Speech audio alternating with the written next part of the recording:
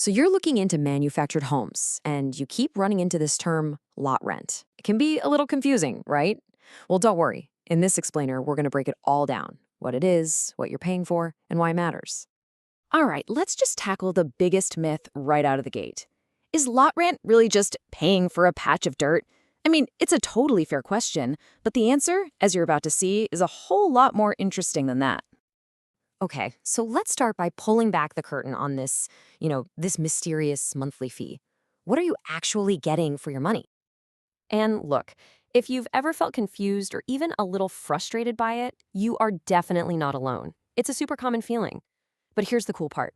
Once you really get how it works, you start to see it's not just some random fee. It's something more. So, to get there, we have to start with the basics. What exactly is lot rent by definition? Okay, on paper, it's pretty simple.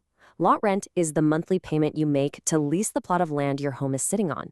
You might hear it called ground rent or site rent too, but it's all the same thing. But trust me, that simple definition is really just the tip of the iceberg. And this right here is the absolute key to understanding everything. It's a simple idea, but it's powerful. You own the home. That's your asset, your equity. But you rent the land. Once that clicks, the whole concept of lot rent starts to make a lot more sense. Okay, so if we've established you're not just paying for dirt, then what are you paying for? Let's dig into the tangible benefits that come with that monthly check.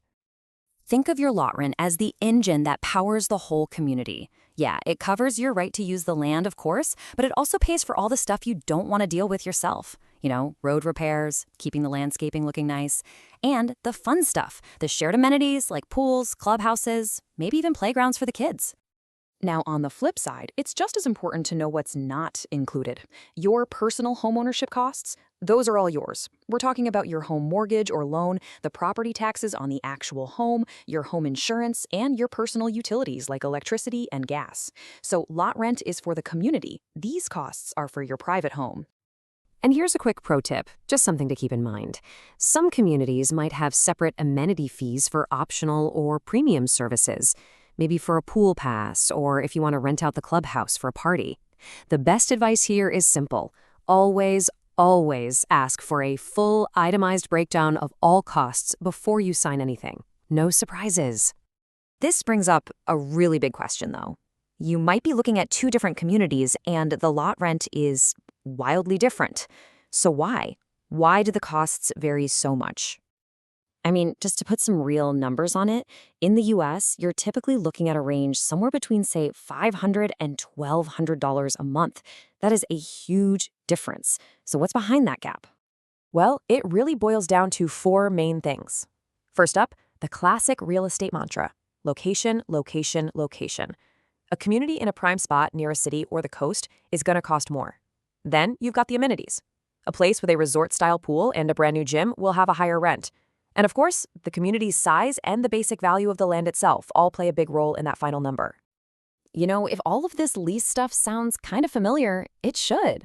A lot lease is actually really similar to a traditional apartment lease.